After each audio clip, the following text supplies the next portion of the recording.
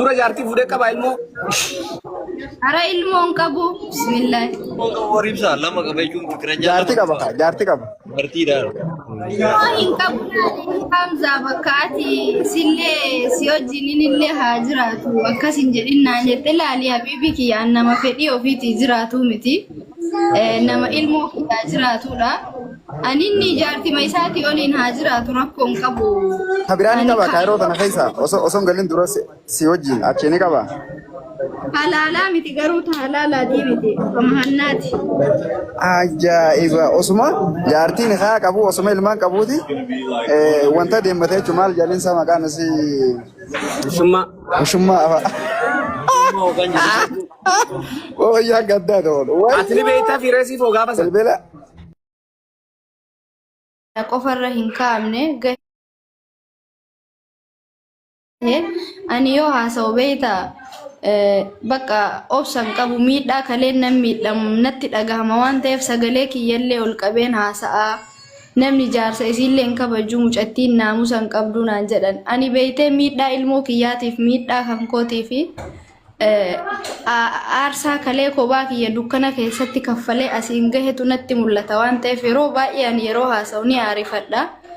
Ammoo beektaa ilmoo afur kophaa biyya baqaa keessa guddisuun hagam tokko akka ulfaatu kama dahee ciniinfatee argetu beeka beektee barumsa ijoolleen narra jira qaraatiitu jira kiraa manaatu narra jira asbeezaa isaaniitu jira yeroo qorri dhufu uffata qorraa yeroo hawwi dhufu uffata uwwaa kana hunda ana namni keessaan na gaafatee na jajjabeessu hin jiru an waan hundaa wajjin walitti qabamee tokkoffaa anillee qorsa fayyadamaa ijoolleen kiyyallee akkasii si galee wallahi karabbiin na argu an halkan tokkotti kiniinii 8 liqimsa si galee kun hundi erga gaafa ijoollee kiyya argadhuuti sababaan an kiniina sana liqimsullee sibiilli na keessa jiru sun akka infekshin ta'ee gara waan biraatti na jala akka waan biraa qaama kiyya hin miinettiin qorsa sana fayyadama si galee biyaansi yoom suka saba yoom inuma mboo in baandee amaliyaa godhadhee ganaa baafadhaa barani mana hidhaa keessatti isaa mana hidhaa keessa jirudha sila kanan amaliyaa sana godhadhu garuu ammootu in beeyta ijoollee kana kophaa isaanii firan qabu alagaa keessan jira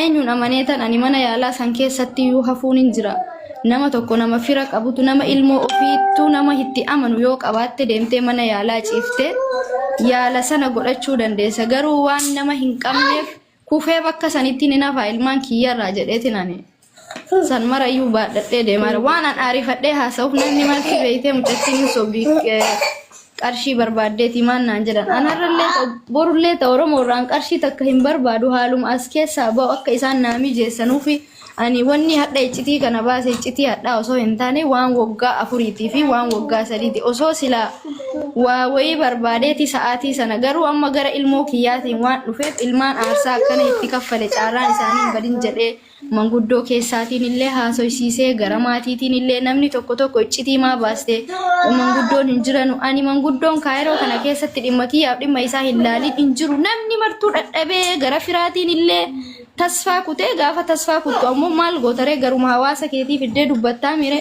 waa hunda ila madaa kiyyallee mul'ifadhee wanni ani hin himatin hin jiru dhadhabaniitiin bakka nuti hin dandeenyu naan jennaan hin gara hawaasaa fide si galee malee ani akka namaa fakkeessuudhaaf amma waan doon tana irratti akkasitti mana asirratti haasoftan maal irratti olii galtan wanni haasoyne inshallah yoo inni as dhufuu danda'e haala inni as dhufu goonaa yookaan ammoo haaluma sii mijatu goona jedhani mee inshallah ilaallah rabbi jedhe amma bare gastii dheengedda kaa inni seenee haasee san namni baay'een isheen miidhamne isatu miidhamee hin sobdii fakkeessuudhaaf naamin waan jedhamiif san addatti isinii baasuu jira malee akka inni nuti keessaan haasoyna hariiroo qabna waliin dubbanna maal jedhu sanii miti si galee inni akka namni duudanatti garagalee kalee waan sagalee naa ta'e san akka gaabbuuf dhufee haasa'e malee anumaa wanni isaa waliin haasa'ullee hin jiru yoo keessaan isaa waliin haasa'ellee inni maal gochuu dhufee achirratti rakkoon qabu dhimma ilmaanii waliin haasa'ina osoma haasa'uneefu garuu anumaa wanni aniif inni keessaan quba ol qabnu hin jiru osoo biyaansi innuu keessaan na jajjabeessee yuu silaa maal gochuu fuula namaa dhufee rakkoo kiyya himadha garuu wanna akkasii hin jiru inshallah rabbi keenya nama gaafii takkatti ho'i isaa gaafadhu amma fakkeenyaaf amaan wanni dhufuu danda'u kaayiroo dhufuu hin danda'u fiizaan keessan keeniyaa irraa hin ta'aa jedhan ati dammoo ani keeniyaan deemuu jetta Yoo ijoollee teessanaaf yaadde yoo amaan biyya kana dhufuu hin danda'in birriin kun nyaatame yookaan birriin kun gubachuu irra wanni kun isin deebi'ee ati yoo Keeniyaa dhayite Keeniyaa irraan deemte yoo waan kan akkamitti yaadde yoo amaan dhufuu hin danda'in maybe. Ani dhimma biyya kanaa numatu beeka. Wanni hin danda'amu abadan si galee ishaaraan maallaqaan bada namni akkuma isaa qabamee isaa wajjin qabamee galee dhufee jira isa biraa dhufe saahiba isaati isa wajjin baatii meeqa hidhamee isa biraa qabamee dhufe ndoo mucaanuu singileedha si galee baabaa qoy barahaa keessadha kan dhufe hin danda'ama ishaaraan maallaqaan bada wanni hin danda'amin hin jiru namni biyya kana keessa Ameerikaa deemnee jira ijoollee mabaaleeti qabamanii akkasitti indoom jarri badii wayii qabaniyyuu si galee ishaaraa ofirraa osoo karaa irratti osoo biyya kana dhufanuu qabamanii gara biyyaa deebi'anii ammallee deebi'anii barahaan dhufanii caarraan biyya alaa dhufeefi irpoortii irra qabamanii ishaaraa sana maallaqaan yeroo san ofirraa balleessan si galee namni ilmoo ofiitii yoo yaade aarsaa kamuyyuu kaffalee dhufee ani inni biyya kana dhufnaan an ishaaraa akka kamuyyuu godhee masuulinnetii fudhadhee jala deemee ishaaraa sanaan isaa irraa hin balleessa. Ammoo dhimmi anganaa asii ka'ee waamee ijoollee asiiyyuu achi deemuudha Masriidha akkamit dhufte Itoophiyaadha akkamit as seentedhanii yookaan si taqabbalanii yookaan si hin taqabbalan ganaa asii ijoollee afuran fudhadhee deemu moo inni ilmi dhiiraa dhufee haala mijeeffachuutu caala. Kun ani hin beeku wallaahi Allah waalam. Kenya daga ibsa yoni fi ati ashara yoni tana biyya Masri Afrika kana kaisa qabatte biyya Kenya dhufte ati ashara go sistol baat maanlee taachiti fi waraqaa achi san argat nama meeqa akkasitti gaafa nuti daawwata achi dha insani nama gartee akkasitti aariyan Masri deebi Jabuuti kana jijjiira hundi isaanii haariya manii jira kunis ashara ta'e naamni waan jambat warre biyya Kenya jiruuni biyya fageeti yaada Akaisin jetta. Ya, ini jara Kenya komputer tokko qabdi. Tokkicha kanaan addunyaa guutuu jiru. Ya. Sirri. Bakka jirtu waliin beekti. Kanan beektanii akkamitti asii amma kun ta'u baadiyyo. Kampala kana jechuun ijoolleen tun achi warri ta'u amma ergama maal inni Hamza Sambusaan hin jiraame kino Hamza Ibrahim. Waan jiru nutti mee waan bishaaraa kana sirrii danda'a. Amma ijoolleen tun asitti ijoollee tana bara isuma qabdeera isiniin dhiiftu baadiyyo deemtee booddan dubbiin Oromoon tun ogo dhiibdee itti nuti maarretteetuma isin rakkisuun afaan qabdu boodan gad deebitee. Mucaa kana ammaati maarreen aarsaniitti dhiiftee hara dandamu amma haruma kana dubbiin. Yaa muslaa ittuma koona wallahi akkasuma godhuudha malee barbannaa ibsaa kiyya bara inni ulfaataa bara jechuun anamma coomni fuudhee kana nama nu beekta. Hin fuune jedha mucaan fuudhe jedha beekta anamma wanni kunuu giraan agabbee wallahi. Ani siifi asliin naa ajaa'iba kan mucaan fuudhee jiru isin fuudhee isin haasuttu sun maali? Ani asii dawwalee gaafadhe intala wayii jala deemaa naan jedhani malee hin fuune jechuun akkanumaan intala wayii jala deemaa naan jette ijoolleen sii galee jabeetu jechuudha. Inni garuu akka waan beekuun hin beeku sii galee waliin oolani malee hin fuunee naan jette. Oh inni jala kana waan sagataa hundi danda'u siifu gaafadhaame.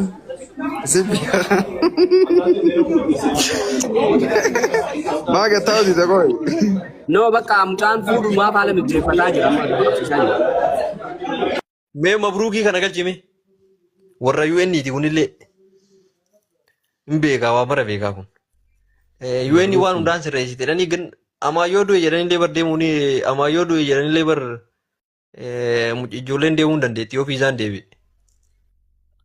Egaa yoo fiizaan deebi'e bakka amaan du'e jeetti waraqaa qabriidhaa barreessitti fidi. UN irraa akkasitti waraqaa wanni barreessanii du'ee jedhanii Itoophiyaatti. Yaa falli hayi kunisuma jiraa bara. Du'ee jiraa. Walirra deebi'eef hanga inni dhufuu bararuu hin danda'amu akka seera yoo inni. Yaa bararuu hin danda'amu. Akkas taanaan du'ee yoo jaanoon ni hayyamaa jarri sun wanni akkasii duraan ni jira biyyeessan.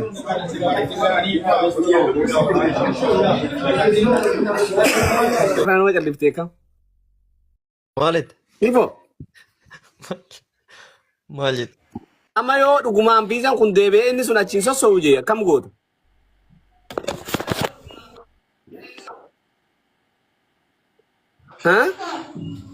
wallahi ga mal wani godhu mal tujirare ga rabbumatti bowda fa tawakkalta lallah jedhetu rabbi bowda wani godhu mal tujire fakkeenya nama wali waraqaa guuttatee namni sun jalaa du'e afaan hin jiru akkam ta'e deeme namni sun kana dura kaayiroo keessatti numa jira wanni kanaan dhabamtu beekan ibsaa wanni itti beekuu qabdu achi osoo hin gahin sila mucattii waa takka harkaan qabdu maqaa ijaraa irra guutame iimeelli isaa harka jira wannummaan fedhee yoo dhufe wanni mucattiin tuni beeku hin jiru bar.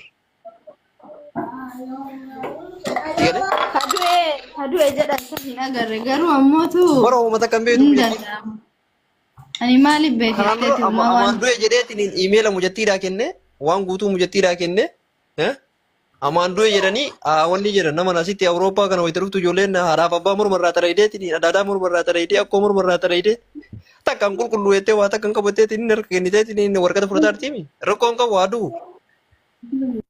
Yaa tu namni ajjeesan asitti namni beekan namni meeqa haadhaaf wanni ajjeese obboleettiitii ajjee jaartii fidata. Runi beektaa yoo akkas yaanga ijoolleen san gaafa gurguddattee abbaa isii yoo paaspoortii biyya sana argatte abbaa isaanii fiduu hin danda'an du'ee jira wanta isaanii keessatti. Rakkoo.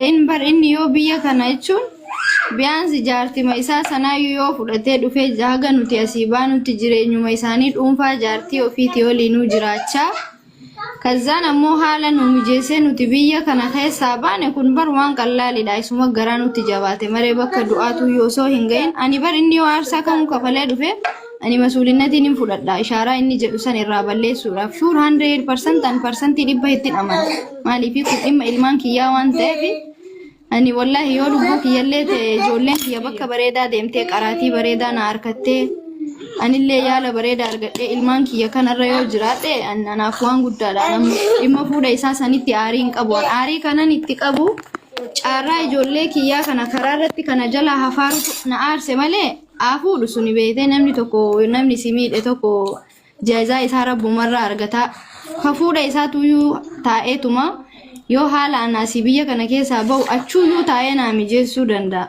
du'ayyuu osoo du'a birayyuu hin gahin kazzaa ijoolleen gaafa asii baate abbaa isaaniiti haa fudhattu rakkoo hin qabu ani gidduu ilmootiif gidduu abbaa hin galu an kaleellee isaaf ilmoo walirraa adda fageessuu hin yaanne har'a sammootuu hin yaadu maaliif anaaf isatu wal miidhe yoo inni agam tokko na miidhellee akka inni ilmoo isaatiif jiraatu hamilee ilmoo kiyyaa ijoolleen kiyyaa akka abbaa malee guddatan hin barbaadu bi'aansi gar tokkoon abbaa isaaniitii wajjin akka isaan gammadan hin barbaada beeyte ilmoon abbama waliin bareeddii dirqama ammoo aniif inni waliin jiraachuu hin qabnu ijoollee kana gammachiisu innillee jireenya isaa dhuunfaa jiraataa jireenya isaa ooffataa ilmoo isaatii haala danda'amuun sagalee ta'ee ilmoo isaatii waan keerii waan bareedaa yaadu hin danda'aniif inni aga rabbiin waliin nu jiraachise jiraanne agammoo rabbiin adda nu baase baane ilmoo ofiitii sagalee ta'uudhaaf dirqama isaan bira jiraachuu hin qabdu bakka teesseetiin ijoollee keetii sagalee hamilee ta'uufii qabda an kanan isarraa dhabe malee wallaahi ka rabbiin guddaan na argu hanammeenya isaallee hin qabu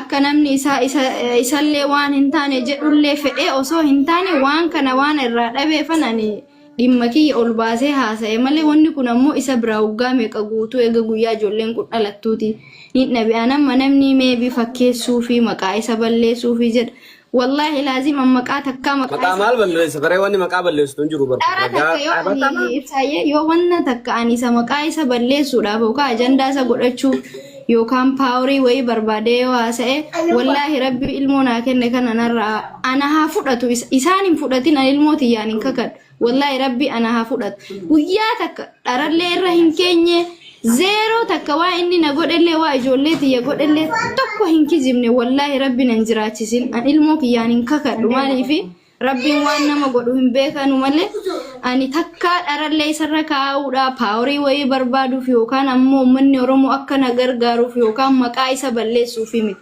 huyna kiyyaa ol ta'een furmaata naa godha jechuuf haasa'e malee isaaf hadhas ta'u borus ta'u ani sharrii hin qabu inni ijoollee isaatii haala mijeessinaan ammas ta'u ani ilmaan isaatiifillee isaafillee keerii dhuman yaada.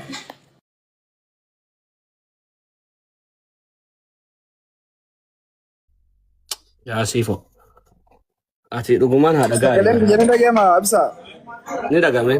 Amma akka isaa gootu laal. Akkamma jette san jaartii fi isallee wajjin fiddee isinillee wajjaa jiraatu takka takka dhufee ishee haa boorsu amma akkuma ijoolleen gammachuu abbaa feetu san isinillee takka takka jiraachuun bareeda jaarsa qabdi jechuun waan bareeda mana keebulee deemuun waan bareeda jaarsa jaartii lamaa ta'us fa'a takkuma takka jechuun osuma hin fe'initti saniifuu akkasumatti akka isin jette kana garteemi na wajji jiraachuun dirqamaa miti jechuu tan osoo hin ta'in wajjumaan jiraatanii isinillee fiddee gargaartee waan siistama haquu san irratti asharaa haquu san irratti dalaganii achi booda jaartii sanii booda dhufee fudhata yoo viizaan dhufeef isii wajjiin akkasitti ijoollee tana biyyaa baasuu qabaa amma silaa yaadna akkas nan fakkaata.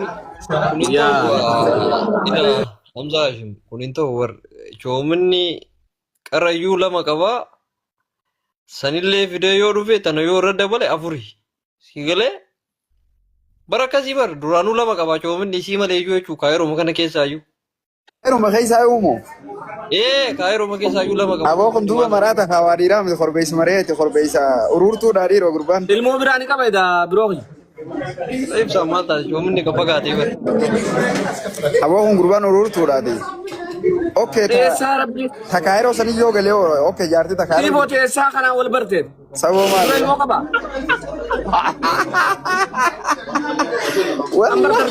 Takkaan nageenyaan akkanaa boo haayi achumaa humni qabee jechuun warra masurumaa humu. Tiiboo. Achi sudura jaartii fuudhee qaba ilmoo. Ara ilmoon qabu bismillah. Waribsa lama qabee jechuun fikira jaartii qaba jaartii qaba. Bartiidhaan. Hin qabu Hamza bakkaati sillee si wajjin illee haa jiraatu akkasin jedhinnaan jette laali habiibi kiyyaan nama fedhii ofiitii jiraatu miti nama ilmoo kiyyaa jiraatudha. Ani inni jaartii isaatii oliin haa jiraatu rakkoon qabu. Kabiraan ni qaba kaayiroo tana keessa osoo hin galin dura si wajjin achi ni qaba. Halaalaa miti garuu halaalaatii miti mahannaati. Ajaa'iba osuma jaartiin haa qabu osuma ilmaan qabuuti wanta deemmatee jechuun maal jaaliinsa maqaan isii ushummaa afa. Wayyaa gaddaa ta'udha. Ati ni beektaa fiireesii foo gaafa sana. Meeqa? Yeroo sana adda bahee jira yeroo sana aniif inni addaa miti gargar ba'uun bara 2023 gargar baane yeroo sagalee isaa ta'u sanillee an jireenya kiyya jiraadha inni jireenya biraa jiraata turree barnute gargar baane addaa miti. Qoo haraam hin jiru qaaniin hin jiru jechuun namni waliin galee hojii jiraachuun nafa malatti maal boo inni kana.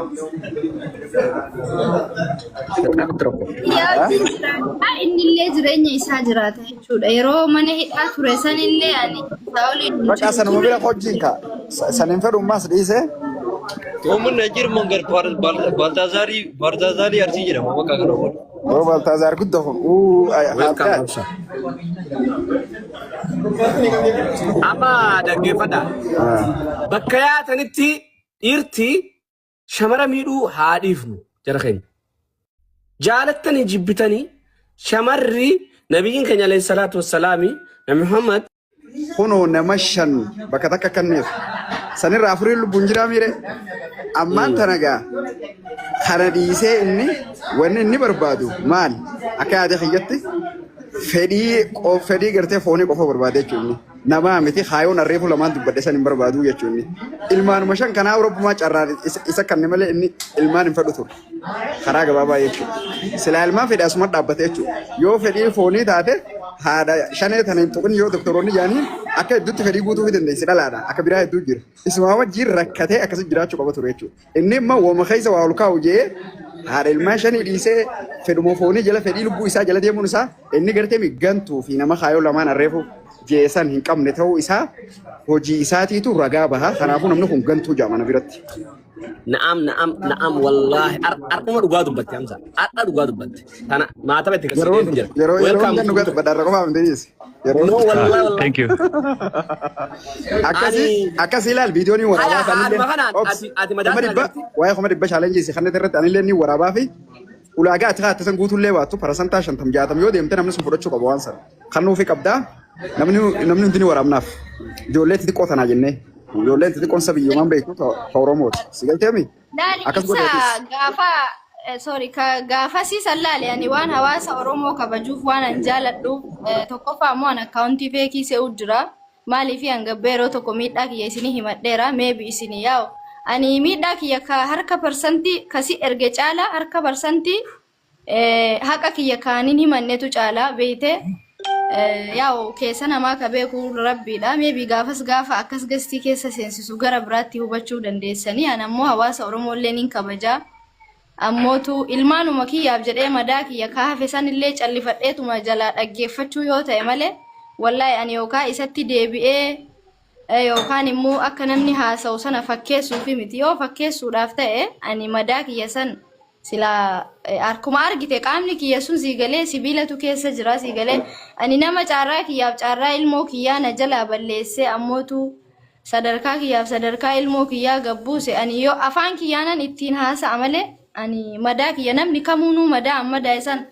osoo addunyaa tana hunda garagalchee siigalee dhiifama na gaafatee lubbuu isaa anaaf jecha baase caarraa ilmoo kiyyaa kana jalaa balleesse san naa deebisuu hin danda'u ani ilmoo kiyyaafan jiraadha ani har'as ta'u boris ta'u miidhamtuudha omaa wanni ani sobellee hin jiru wanni ani isatti deebi'ellee hin jiru inni nama bultii keessa jiru jaartii qaba siigalee ilmoo biraallee horachuudhaaf taa'a ammoo har'as boris rabbii gaditti isinuman qaba na cinaa dhaabbadhaa du'aayii keessaniin akkasuma haala ijoolleen kiyya biyya kana keessaa baatu ni beeytan ispoonsara biyya alaa galfatee jira caarraan keenya ammoo rabbii gaditti harka isaa jirti waraqaa isaarra jirra inna ani yoo inni naqalellee qalamuudha haga caarraa ijoollee kiyyaa biyya baqaatii baafadhutti ittiin haasa'uu dhiises homaa ani bu'aan an buusu hin jiru yoo inni garaa nuu laafee biyya kana dhufee waraqaa ilmaan kiyyaa sana nuu sirreessee biyya kanaa baane malee homaa waa gochuu waan onni nuti goonu hin jirru bakka caarraan keenya isa harka jirte jechuudha innillee kana beekeetuma garaa nutti jabaate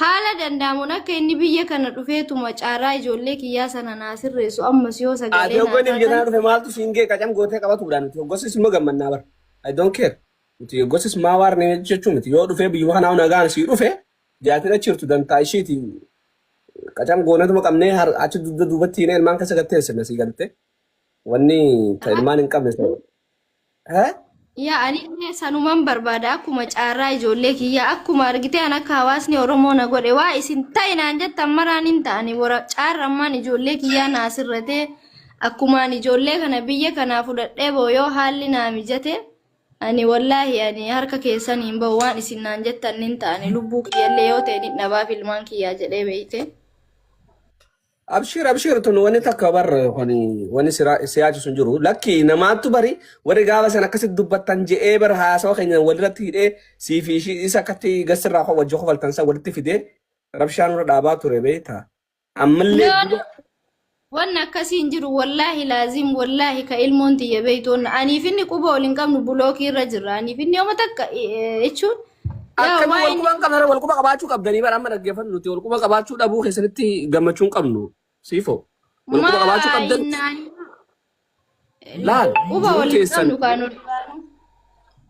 soba waliin haasoyna maal jenna jedha malee wallaahi laazim ka rabbiin guddaan na beeku aniif inni ji'a 5 egaa waliin haasoyne garuu gaafas waa inni dhufee ergateellee akkas jedheef isaaf rabbitu beeka I don't know anshira namni namaan deemu san hin beeku garuu keessaan innillee nan dubbisne anillee dubbisne ammoo miidiyaan duraan aniif inni ittiin wal beeknu Facebook ni isaas TikTokiin isaas hin dalagu amma sammootu silkiin isaallee waan hunda isaatu miidiyaaniif inni ittiin fayyadamnu homaa wanni itti fayyadamu jiru waan hundaa jijjiirratee jira sun rakkoo hin qabu yaa rabbitu beeka waan hundaayuu jechuu kiyya waan sagalee naa taataniif ammoo wanni itti gaabbitan hin jiru madaa kiyyallee kama argitan miidhaa kiyyallee kama argitan jechuudha.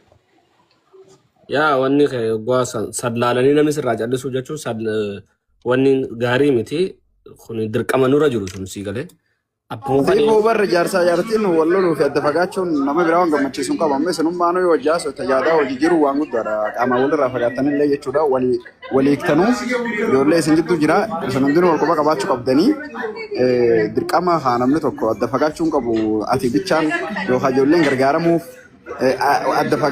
adda fagaachuu inni jaamaan jirtu. Waan akkasillee ifuma raadhii isaati yoo danda'ame yaada wal jijjiiraa wal quba qabaadhaa. Hanuman jaanileen akkasii challenge sanis tuufsiisiif gaafis. Okay. wajjijjiiruu hin jibbine bari yoo inni naan haasa'ee maalirra jirtan ilmaan kiyya maalirra jirti waan akkanaatiin sin gargaara biyaansi anuutu yoo jireenya biraa keessa jiraadhe haala silaa danda'amuun sin gargaara si cinaan dhaabbadha abshir yoo naan jedhe baran wanni miidiyaa irratti baasee waa isaallee waa ilmaan kiyyallee na haasoysiisu hin jiru barkara waan hundaatiin yoo fi oma sagalee nu na jajjabeessee na cinaa dhaabbatee abshir osoo rakkoon wayitu isin mudatte si cinaallee ilmaan kiyya cinaallee nin jira jedhee osoo na jajjabeesseetu akkuma ambi sagalee naa ta'aa jiru san osoo sagalee naa ta'e baran waa isaa wanni itti ammeenya isaallee haasa'ee keerii isaallee wanni paablikii kanarratti na haasoysiisu hin jiru garuu inni nama anaa wajjin yaada wal jijjiiree anaa wajjin illee haasa'u miti malee isinillee hammeenyaa fi miti yoo anillee bara yoo isa deebi'ee inni ijoollee kiyya seeraan naa qabee jireenya bareeda yoo nu jiraachise bari wanni abbaa ilmaan kiyyaa naa caalu hin jiru hagamuu yoo ta'e duraanuu madaa kiyya dhoskadheetan asiin gahe garuu isa bira wanni akkana waan hin jirreefaniin haasa'a malee ani hammeenya isaa qabaadheeti miti sii galee garuu inni nama anallee na jajjabeessee ijoollee kiyyallee jajjabeessuu miti akka miidiyaa irratti haasa'ee yookaan ammootu akka nama hin miidhamneetti akka nama anaaf ijoollee kiyyaa yaaduutti afaan meeffatee koolgeettiin afaan rigatee dhufu sanaa miti sii galee ani fakkeessuu kana hin beeku sii galee maaliif gubaa baay'een qabaa miidhama baay'een qabaa tokkoffaan eega gaafa ijoollee kana argadhuuti nama qorichaan tajaajilamuudha nama dhukkubsatu ijoolleen illee na wareersiti ammoo waan social media kana ni beeytanii hagam tokko akka rakkadhee ijoollee kana guddisaa jiru fuula namaa dhaabbachuu